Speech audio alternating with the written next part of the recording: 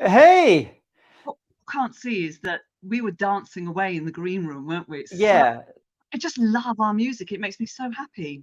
Although the more I hear it now, I've heard it now 4 times. We've done 4 episodes with that music. It does have a little bit of the North of England provincial radio show. That's the only thing. We might have to switch it up a little bit, I think. No, I'm keeping it. That's it. I'm keeping it. I love it. I love it. James, how are you today? Very well, very well. And what about you, Maria? How are things down there in sunny south of England? I miss the sun. We had 3 days of glorious sunshine, 26 degrees, and I was stuck in the office all day. And today it's raining. Oh dear. I know. We I we miss had my a summer. we had our hottest day yesterday in 100 years. In fact, it was so hot. There's an expression they have in Glasgow where they say it's taps off weather. Everyone's going without their tops. So that's how hot it is. It got at least to 20 degrees Celsius yesterday. So it was very warm, very warm. My goodness. My goodness. So, What have we got coming up? well, we have a fantastic, thinking about Glasgow, I think like great comedians from there. We have someone who's kind of combined comedy, communications. Neil Mullarkey is a very unique communications expert. With Mike Myers, he co-founded the Comedy Store Players and still performs every Sunday with them in London. You might have actually recognized Neil in a couple of the Austin Powers movie. I think he's in a prison scene. Nowadays, he travels the world teaching improv and more to leaders and groups, as well as teaching presentation skills. His book, 7 Steps to Improve Your People Skills, was published in 2017. And yes, Mullarkey is his real name. Please welcome to the show, Neil Mullarkey. Hello, I'm still dancing to the music. That's good, isn't it? That's good. Taps I saw off. your moves. They were great, really good. But of course, you're good at moving and improvising. But listen, before we quiz you on all things improv, we can't stop now, can we? This goes out to a lot of speakers, and we're nosy. Speakers are nosy. We like to know and understand what another speaker's business looks like. Neil, tell us, what does your speaking business comprise of? Well, it's a good question. It's what I asked sort of 20 years ago when I started. I asked various people, what do you do? How do you get more gigs? And lots of people were really helpful to me. Robin Seeger, Graham Davis, and you, Maria, as well. But what I do is a variety of things: workshops, keynote speeches, and one-on-one coaching. So, for example, this morning I did a workshop helping people with presentations. So these were students, actually, postgraduate students. Tomorrow I'm coaching somebody in the city, an individual. And next week I'm running a workshop, and that's 3 hours, 12 people at the Comedy Store, giving them some insight into improv and some storytelling, personal impact kind of stuff. But the sort of stuff I do varies each week, but it goes from keynote speech to hundreds of people, 45 minutes, where I've got to be quite tight. 3-hour workshop, 12 people, where we just get to know one another. There are various things I have in mind, but we kind of let them grow and emerge based on what the audience gives. One-on-one coaching, often presentation skills, sometimes executive presence, kind of working with what the individual gives me, some of the feedback she or he has had from their peers and direct reports and bosses. How do we make the impact we really want? So it's all of it very gratifying. It's obviously great to do to 500 people for a short time, but you don't get to know them. I get flown to exciting places. I used to. Yes. Business, who doesn't love business class? And then sometimes it's just getting to know one person really well and working with her or him over a period of time and just seeing them grow. So, for example, when somebody says, "Oh, people have been saying you seem to have improved," and somebody said, "Oh, I've got my promotion now because of the time we spent together." So that's the spectrum I have, which is from keynote to small group workshop to individual stuff, and writing articles as well, which I quite like. Fantastic. And could you also just clarify for us, because we're talking about improv, we've got improv, your speaking business, or improvisation. Could you give us a definition of improv?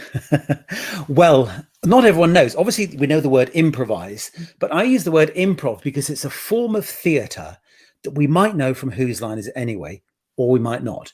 A form of theatre that I do at the Comedy Store on a Sunday, the Comedy Store Players. We ask the audience for suggestions, and that gives us the springboard to create scenes and stories. Ensemble improv, more than one person on stage quite often. Started with a social worker in the 1920s in Chicago, helping children who are a bit shy. Maybe they weren't native speakers, just to give them confidence. And it was her son who then created Second City Theatre Company, the home of improv, if you like, which I'd heard of because people went to Saturday Night Live or my favorite movie, The Blues Brothers. And then I met Mike Myers, who'd come from Second City, Canada. So improv is an ensemble improv stuff where you make up theatre there and then.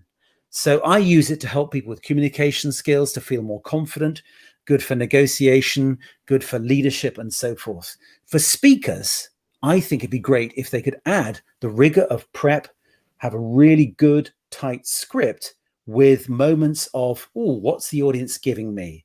As well as those moments when you've got to deal with a client, when you're chatting to them and they say a weird thing, or they say, can you do this? And you think, actually, yes, I can.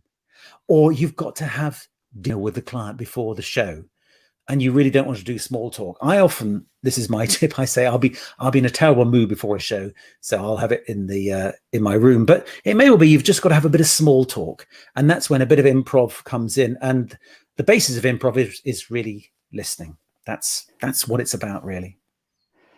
Now, you mentioned that Whose Line Is It Anyway, that show. I seem to remember that used to be, was it a Friday night in the UK, Channel 4, about 10 p.m., just before Roseanne or just after Roseanne. I remember I was dating a girl at the time, and I was thinking, how quickly can I take her, because we go out for a Friday night, see a movie, and then I'm thinking, how quickly can I get her packed off on a bus back home so I can get back and watch the show on TV?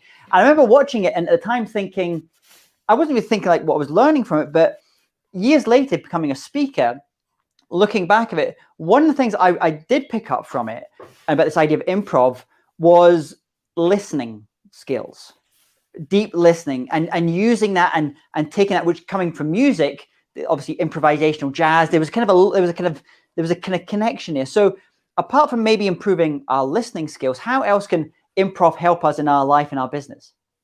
Well, I think speakers could do really well to listen to the previous speaker. Pick up threads that she may have said, listen to what's going on in the seminar rooms, listen to what the audience gives you. It's great to have a bit of interaction, ask a few questions to make it clear that today, this morning is unique to this audience. And really listening is that thing of, well, what's being given me? We talk about the offer and how can I use the offer? And the offer may be a conversation. It could even be the mic's going down or something wrong with the PowerPoint. I've seen speakers who literally stop. PowerPoint's down and they stop. I've seen speakers who say, oh, the PowerPoint's gone wrong or something's not working. Oh dear, it must have been my fault. Never blame the crew. Never blame the crew. Always say, oh, this has happened. It's real. Let's make the best of it. And the number of times people say to me in life, and certainly speakers, when things didn't quite go as they should, but I listened to what was going on and said, that's going to be my springboard to move forward. I'm going to acknowledge I've got to shout. I'm going to acknowledge that the curtains are in the wrong place or something. Yet if I can say, I'm here, I'm dealing with this small hiccup, the audience will warm to me all the more. And actually, I will feel that I've made a connection. So it's that listen to what's going on, not just the words, but sometimes the body language and sometimes just the vibe in the company. How are people feeling? What's the most important thing to them? And just a tiny thing, a previous speaker might have mentioned the car park. If you can throw in a bit about the car park in your bit, you'll look so much more alive. So you're almost kind of adding in there, like what you see some comedians do where they'll kind of start with a phrase or a catch line, and then they'll gradually kind of, I think I saw something the other day, someone was talking about immigrants coming over here, and I can't remember the name of it, a Manchester comedian, and he just took it to his absolute absurdity about how stupid xenophobia and racism is. So you're kind of continually kind of adding to that as well. Something else I noticed with because can I just interrupt? That was Stuart Lee. Stuart Lee, part of his the Stuart Lee comedy vehicle on the television, which Asian Dub Foundation took that material and sort of used it as the backdrop or the front drop to their exciting music. So as I was listening to watching him, someone like that deliver that, and that's for me, that doesn't look like it's improv. That looks like it's really worked out, crafted stuff. So maybe kind of tell, because sometimes when you see great business people, you're in a meeting with them and it looks so natural. And I do wonder, how much is this spur of the moment improvised? How much are these lines that they've kind of honed over the course of their career? What do you, when you work with, especially executives, how do you kind of help them maybe in creating some of these, I was going to say canned lines, but lines that they know that they could use? Yes, well, that's a good point, because Stuart Lee and many stand-ups have honed it to a fine art form, even with the rhythms and everything. So every night is going to be the same. Actually, he does it through a process of trying stuff out, and then eventually it's set in stone, and then it becomes terrific. It's no better or worse than improv, but it's become something. I would say that there are some good executives and speakers who've got some great lines. Why would you not use a great line? It may have come by chance. It may have been honed through preparation and writing. So use it. Use it. The thing I told you a few minutes ago about Chicago, the 1920s, I've often said that. I've said that, I don't know, 10,000 times over the last 20 years. But each time I probably say it slightly differently, but I'm not going to stumble over my words, because that's quite important that I get that out. Yeah. When you say to me, taps aff because it's been sunny in Glasgow, I'm thinking that's fun. I'll use that.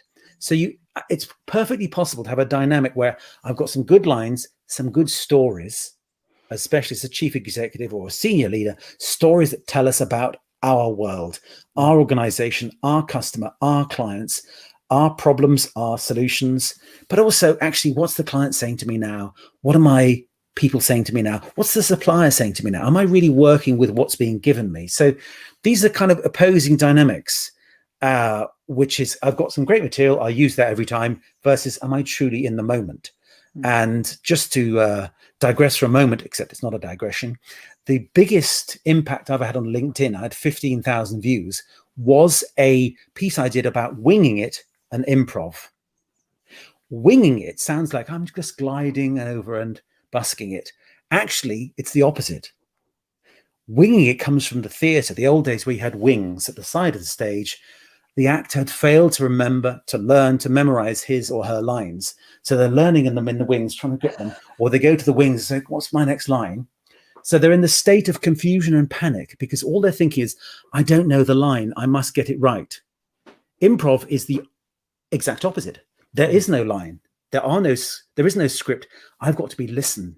I've got to work with what's really in front of me, and I've got to say something that I haven't said before. Yeah. And so people often get confused because improv is, I've got to make the best of a bad job. No, improv is often spotting opportunities. Oh, look, something happened that I didn't expect. Can I find a way to include that in the conversation? Can I find a way to spot that changing consumer behavior to create a new product or service? So these are sort of two different mindsets. So something I noticed that great improv comedians seem to have, and also jazz musicians, talking about music, they seem to have this as well. There's that part of the brain which would normally say to most people, don't do that, don't say that, don't play that. They're able to switch it off almost at random. And I don't know what the science is. You'll know kind of the science is behind that. But I often find myself in situations where I kind of either think of something funny to say, but I kind of hold back, I reserve, or even worse, it takes you a little while to actually come to it, and it's like 2 days later, oh, I wish I'd said that. So what's going on there with those great improvisers, those great improv comedians? What are they able to do there, and what can we learn from that as speakers? Well, they're truly in the moment. And in fact, they did MRI scans of jazz musicians. So they're in there with a keyboard improvising jazz or whatever. And they found the two bits of the brain that shut down were exactly what you said, is I care what people think and I know what I'm going to say. So you're in a zone and you open up the creativity of that. Now, of course, apply that to business and you have moments of, oops, I said something I shouldn't have done. And so you might have to filter, you might have to censor, but when you're on the improv stage, it's allowed. If you've ever seen an improv show, the Comedy Store players, we end up in all sorts of pickles. Somebody was your daughter and, oh no, you're having an affair with her. Oh no, you're a chicken. And we're running off into the sunset together. Things we wouldn't have chosen to do, but the audience knows because you're in the zone of improv, where censorship is loosened, it's okay. And I admit, I'm always looking to improvise. And there are times when I think I shouldn't have said that. It was in front of me. And as a speaker, I probably shouldn't. And so on the other hand, that's 1 out of 50.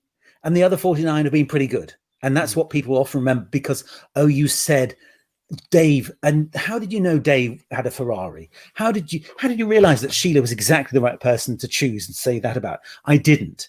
I just was in the zone. Yeah. And when I'm speaking, I have to be in a slightly different zone from doing comedy, pure comedy. Because I'm at the Comedy Store Players. There's 6 of us. I'm in Flash rather than hard drive. So I won't remember what I've said that evening. They say, great scene in the laundrette. Not laundrette. Because I had to empty my mind of other stuff. When you're a speaker, it's hard. As I say, sometimes I make mistakes. I've kind of got to know what I've got to say roughly. Yeah. And I do have a keynote, and I know how often I'm giving a keynote about improv, bizarrely. So I've got to say, why improv for this company at this time? Well, it means we're going to be better collaborators. We're going to work better across teams. We're going to be more nimble with our customers. Those are the kind of messages where improv has a direct impact. Or leadership, improv. Are you really open to your team's ideas? Are you really listening to what's going on around you rather than just commanding people? Or are you open to the idea of leader as asking questions rather than telling everyone the answers? So I've kind of got some milestones and guide rails to follow. But within that, I can work with what the audience give me. So these are slightly different things. And as I say, I do get confused sometimes. On the Comedy Store stage, I can say anything and it's okay because it's allowed in that forum. A business speech, slightly different. Yeah, I can see that. There's a speaker, and if anybody listens to this and knows who it is, please tell me, because you refer to the fact, because I know the story, but I don't know who said this, and you refer to the fact that if there's a problem or a mistake, you want to use some improv. And a speaker fell off the stage, still holding his microphone, and apparently he was lying on the floor, and he said, "I'll now take questions from the floor." And I'm thinking, that's just a genius piece of improv. He was fine, but I don't remember who that was. If anybody knows, please tell me, because I'd love to know the full story around that. But well, it's perfect. It sounds like Jeff Birch, actually, but it sounds like somebody who says something has happened. How can I use it? Rather than quickly getting up and saying, "Oh, we're okay," which would be fine. Yeah. The questions from the floor even better. We see, my problem is, Neil, that when I make a mistake, and I make a lot of mistakes when I'm using virtual presenting and the technology doesn't work. And the other day, in fact, I had music playing and I was the only one who could hear it, and I'm dancing away and the audience is all smiling and I'm thinking, they're loving the music, and they're smiling because they can't hear anything and there's only me dancing, right? Now what happens is my natural reaction is to get embarrassed and to be a bit scared of then improvising. And so I then I do that piece where you said the PowerPoint goes wrong and you shut up. How do I get over that fear and that embarrassment? How do I put myself in the mindset of saying, right, let me use this? Well, I may have to delve deep into your psychology, be deeply Freudian there, Maria, as to why we feel we have to fear failure. On the other hand, I was giving a workshop the other day on how to do virtual communication.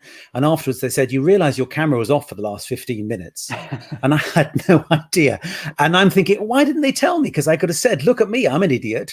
So Maria, when something goes wrong, you've got to hope somebody tells you. And then when it happens, you go, oh no, silly me. And sort of make it a thing, role model mistakes. Say, look, I made a mistake. What a fool I was. Or actually, could somebody tell me how next time I'll know how to improve that? So because I'm from the world of comedy, it's sort of okay to make mistakes and acknowledge it and be transparent. I can see there are times when you don't want to do that. Nevertheless, if a thing has happened and we all experienced it, we saw it, use it, really. So if what you want really is to people to tell you that. Yes. Luckily I could recover from my thing because I said, by the way, that wasn't a really clever psychological game when I had my camera off for 15 minutes. It was just stupidity. Or actually it was Teams. Teams doesn't like a Mac. My Mac goes very, very hot after 40 minutes on Teams. And if I press anything, the whole thing just goes kaput. Oh. But Zoom, it's okay. And StreamYard, we love. So I think, first of all, acknowledge it. Acknowledge it, breathe. And you could say a clever line like, I'll take questions from the floor. But sometimes the gods of improv don't grant us such witticisms. They might just say, oh, did I leave the music on? Yes. Oh, dear. Oh, well, in that case, let's have some more. Or actually, there's always music in my life. So almost just say the thing that's happened and say that's a good thing because. Yeah. In fact, I don't know if you know much about improv. I know you do, Maria and James, but we kind of say yes and. Yes, it's happened, and I'm going to acknowledge it and use it. Yes, I'm yes-anding the situation, the word, the comment. Acknowledge, and if they say in Hollywood, in terms of script writing, Mike Myers, my old friend, passed this on to me. He said, if you can't fix it, then feature it. So Quentin Tarantino, his first movie, didn't have much money, so he made it all in one location, Reservoir Dogs. Instead of saying, I wish I had 1 million locations, he says, it's going to be one location, and that'll become sort of the story. So that's basically it. If it's happened, let's acknowledge it. We can move on. Just say sorry or oops, or even say, actually, I really meant to do that. I wish I had that. Of course, it's recorded. So that's the other problem you have with virtual. It's recorded for posterity. Well, luckily you can edit, can't you? Or sometimes we all love the bloopers. We love bloopers more than when it goes right. And the blooper works when the person comes out of it feeling okay. We don't want to see somebody hurt themselves after falling, sliding on the banana skin. This is the truth of comedy, is if somebody gets up and dusts themselves off and looks around and says, nobody noticed, did they? That's funny. If they don't get up and they're bleeding after the banana skin, we're worried for them. It becomes tragedy. So comedy is not just the thing, it's how we treat the thing. I love that. And James, actually, that's given us an idea, or given me an idea for a future show. We're going to have to do some bloopers because that would be so much fun. There's going to be a lot. There's a lot of material, a lot of raw material for the bloopers. We have got a lot, yes. So there's been some great ones. Cutting people off and all sorts of things. Yeah, fabulous. James, have you got another question for? Yeah, no, I was just thinking. Close to you. Yeah, I was just thinking, just something you were saying earlier there about when you're on stage doing improv, you're in this kind of flow. You're using things. You almost kind of don't know what's kind of the world is, everything else is gone. You're just kind of in that place doing that. Yes. And as a result of that, the bit of the brain that says, "Don't say that," that's kind of like switched off or quietened down for a while. Yeah. And so you don't necessarily have to say who or what comes, but I'm interested to know when you then transition this into a corporate environment where there's risk assessments and there's in some cultures there's more kind of a cancel culture that's kind of going on. People are very worried about what's said. I'm wondering how you communicate this idea. So for corporates and even for speakers themselves to be able to use this without overly offending. It's like there's I know you probably spent a lot of time in Edinburgh for the Edinburgh festival, and there's that wonderful Edinburgh expression which is called flighting, which is the ritual abuse of your opponent by means of verbal violence.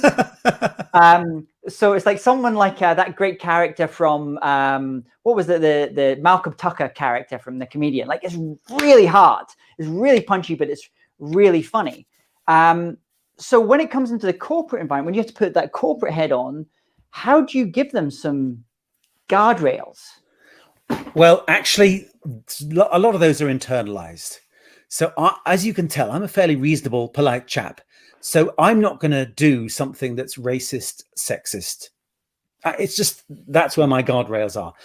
When I'm on the stage at the Comedy Store, at some point you might say, you look a bit old, and then you realize, oh no, I was talking about something else, and it turns out it's not. Oh dear, that's not where I am with an improv thing. With improv, I'm saying listen and use what's there. I've never really worried too much about how we apply the skills of improv, because what you're sort of saying is the ad lib stand up, having a go at the other person, which is so far removed from the sort of stuff I'm talking about, which is the process of, are you really valuing their contribution such that not you want to offend them, but you're listening to what they're really saying and understanding your own filters. And the filters won't be actually the ones about racism, sexism, and offending people, but actually it's not possible, that idea. We couldn't sell that. I couldn't create that. I'm not good enough to be a leader. Those are the things that I want people to loose the censorship from. And that's where much as I don't particularly like the word motivational speaker, but that's what I am. I'm trying to inspire people to say, you know what, if you worked as a team, you'd achieve great things. As an individual, if you said that problem, that mistake, that hump in the road is an opportunity to lift off, that's the improv mindset. So whilst, as I say, occasionally pushing it that way does end in a moment of, oops, did I say that? Most of it, it's the audience going, oh, how refreshing. Somebody is prepared to slightly say what couldn't be said, slightly send up some of the company culture, but also say, look, and this is what I love most, is working with somebody, getting somebody up from the audience, and he and I, we do a scene together, and we do a great scene together, and I'm not the star. It's her, it's him, the quieter person, the younger person, the person who wouldn't imagine they get on stage. But if we just play yes and together, if I can help her guide the situation, and then you can just literally see their body opens up, that creativity, and you say, look at that, how that person handled that moment because we were listening and yes-anding, and they were able to do this in this stressful moment. What else could they do if they had that openness of heart and mind with real listening? Neil Mullarkey. I've had a mad. Sorry, James. I've had a mad. I was just saying, Neil Mullarkey, the Yoda of improv. you are that guy. I've just had a bonkers idea, James. So we're in a stressful situation. We are streaming live to an audience of, I don't know how many are out there, but communicate with us. Should we try a bit of improv, the three of us? We could. Shall we? You know how much sleep I've had, Maria. I know, that's what I thought. This is going to be interesting. Actually, James, sometimes no sleep is the best. Ask some of my colleagues in the Comedy Store players. Well, what we could do is, with three of us, we could do little one-word proverbs. Okay, so I'll be number one, then James, then Maria. Okay, so just say your number. 1, 2, 3. Perfect. Now with a bit of energy. 1, 2, 3. Great. So we might need something from the chat, but anyway, put in an object or anything like that you like. If nobody's in the chat, we'll just do it. So a one-word proverb. So one word at a time. It might be 3 words. It might be longer. It might be 4 or 5, whatever. So something like never eat cheese or always buy terps. I didn't even know what that is. So here we go. Just little proverbs. And part of the game is also not just saying the word, but then deciding, oh, it's finished now. So here we go. Let's start with a little proverb, which starts with always give fish fingers to the people who can eat them. And then we go, what we do is we do the fingers. We go, deep wisdom. Deep wisdom. Okay, so we crowdsource. Always give fish fingers to people who can eat them. Alistair. There you go. Alistair Frost. Thank you for the fish fingers. Oh, thank you. By the way, fish fingers is one word. We know this now. So Alistair Frost, I know. How lovely to have you here, Alistair Frost. So I'll start with another one. A one-word proverb. It could be short, could be long. We'll see. Never go to the park. Deep wisdom, deep wisdom. Never go to the park. You see, park is full of danger, fresh air, dog poo, who knows? Deep wisdom, there we go. Let's start with another one. I'll go, if we ever see icicles in the light or dark matter, we will die. And deep wisdom. There we go. If we ever see icicles, see, part of it is finishing as well. If we ever see icicles in the light or dark matter, we will die. Okay, so that's a good warning as well, isn't it? Okay, this time we could aim for a short one, but this time, James, you're going to start. We'll go in the same order. Off you go, James. Any word. Link. And Listen. Deep wisdom. There we go. Luckily, Link and listen are the titles of 2 chapters in my book, 7 There Steps to you Improve go. Your People Skills, available on Amazon. We and didn't Kindle. set that up at all. Actually, what you just did there was is a sort of technique that Nobel Prize winners use. It's called that. It's kind of linked to this. There was a great German poet called Herta Müller, and she uses it called random words. And I think David Bowie took that same technique. He used to cut out words in newspapers, leave them in the bottom of a drawer. And when he was writing his songs, if he got stuck on something, he would pull out of a word out of the drawer, and that would kind of push him onto something as well. So fantastic. That was so much Absolutely. fun. And Roald Dahl Really had a notebook by his bed, and he would often put an idea, a sentence or a thought or an image, and use it years later. So that's, again, one of my tips is always write stuff down, especially nighttime when you're half awake. Something may occur, but you can see our brain isn't completely random. We were always trying to make sense. You know, for example, Maria, or actually James, who did you think should eat fish fingers or not eat fish fingers? The Mr. Birdseye with the guy with the beard. Yeah, so you had an image. That's the thing. Yeah. Our brain isn't completely random. We're always thinking maybe 1 or 2, 3 steps ahead. And the improv mindset says, don't think ahead, because your Captain Birdseye may get in the way of my whatever it is I had in mind, a Ferrari or something. So just that thing of openness, of being aware that your brain is thinking ahead. And in that moment when it thinks 3 steps ahead, it's missed something really quite interesting that your compadre might have given you. I love that. I love that. And anyway, I don't want to take too much of your time. And I really want to get on to you said you're not a motivational speaker, but you have an alternative. You have an alter ego who is. Tell us a bit about Elvo and what he's up to at the moment. Elvo, like J-Lo, you can see how it's spelt. His name is L. Vaughan Spencer, but he adopted J-Lo thing, L-Vo. Having done a lot of corporate gigs, workshops, and keynotes, I realized there were a lot of charlatans in this world. And so as therapy for myself, in a way, I looked into the dark side of my own psyche. Can I put into a character all the things I dare not say, but borrow from people I've met who also may not be entirely trustworthy? And I created a character, and here's his book. His book is called Don't Be Needy, Be Succeedy. And I do him as cabaret. I do him as keynote sometimes when they want comedy, when they want the chief executive gently to be sent up or whatever. And at the end of the day, where they've had some serious heavy stuff, I come along and just take the mickey out of it. But he's kind of the Alan Partridge of motivational gurus, the pub landlord, if you like, who's sort of mouthing deep philosophy that turns out to be nonsense. I do him as cabaret gigs, and I'm doing his full-length show at the Comedy Store on the 4th of October. It's called Don't Be Needy, Be Succeedy.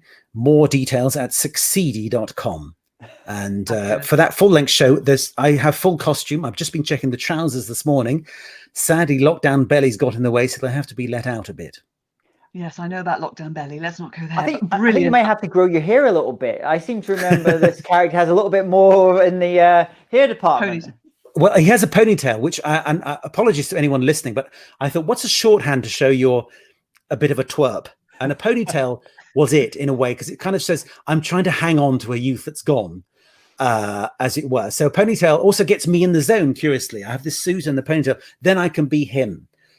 You can see I'm a reasonable kind of guy. When I'm me, I can't do that stuff. So in fact, on Loose Ends once on the radio, I had to do it in character with the whole costume on the radio. So yeah, I have a ponytail and a little goatee just to show that he's completely different from me, and not to confuse the two brands. And a mustard suit, actually, as well. The mustard suit. Well, again, I bought a suit in the 90s that was all big shoulders, and it was terracotta. And I wore it so much, I had to go and buy another one. I found it impossible to buy a suit that was anything other than black or blue, really. So I had one made. And I said to the lady, I said, can you make it look a bit like a cowboy? You know, that sort of feel that maybe Doc Holliday might have worn or something. And she's done it brilliantly. So it's handmade, and people want to know why I got hold of it. And, you know, if you've got a few £100 to spare, you can get one handmade if you like, but it's impossible to get hold of it's sort of saffron, if you like, with a bit of sort of cowboy intonations. This character is definitely required viewing if you are a speaker, because it is like a lot of good comedy is very close to the truth of seeing some speakers, and you will recognize maybe speakers that you have shared stages with, like, oh yeah, I've seen that one as well. And one of the nice things that you I think you should maybe do with this character, because I think it's a great character, is I can imagine you could do a whole social media influencer thing, a whole kind of TikTok series, but don't really let on that this is actually a comedy, because I think you're going to get a lot of people will be resharing it as real knowledge. Well, that sometimes happens after a show. People come up and why is he calling you Neil? Well, that's because my name is Neil. That's why I take off the ponytail at the end, just to share it to people. Occasionally people don't realize it's a joke, even though I think it's clear that it's a joke. But I always get this chief executive to introduce it, saying, this man changed my life. Without him, I'd be nothing. I have done a few videos, actually, about working from home, remote working, because he's the gangster motivator. So he's the man who puts the emote into remote. Are you a slave to the algorithm? I've got lots of sort of motivational raps about working from home. They're available. I've just put some on LinkedIn, but on youtube.com/succeedy. So as I was sitting at home, I did quite a few gigs for people where they said, this is our executive team. Can you make a rap about them? About he broke his leg skiing. He's keen on rugby. She's likes flowers or whatever. And so I managed to write a few motivational raps. So yes, I probably should put them on TikTok without any sense of irony. Fantastic. It could work. So let's just remind people. So 4th of October at the Comedy Store, we've got Elvo Spencer, and every Sunday we have the Comedy Store players are back. That's right. Every Sunday we do improv, 7:30, finished by 9:30. So if you are needing to get a train back, then it should be okay. But that show is my lifeblood. I've been doing it nearly 36 years. We've been going for such a long time. We have wonderful guests from the world of theatre and comedy. And it's like Whose Line Is It Anyway? If you've never seen Whose Line, it's just imagine James, a young lad, ditching his date, running home to watch Clive Anderson and Ryan Stiles and Greg Proops, Josie Lawrence, the wonderful Josie Lawrence, who's one of the Comedy Store players, doing improv. And it's timeless comedy. It's basically silly. It's not satire. We don't really do jokes about Donald Trump. It's just funny sketches, really, that come out of our strange lateral thinking. Lovely. And can you leave us with a tool or a tip for our viewers and listeners? Well, it feels like I should say listen and link, given that we did it. But basically, that is it. That's yes and. It says, am I listening to what she's saying? Or am I listening through a filter of my own thoughts? Am I really working with what my customer, my audience, my partner is saying? Or am I filtering it? Am I preparing my response before they've finished? So am I taking on board they think differently? Can I use something of what they gave me, an offer, we call it? Am I using the offer?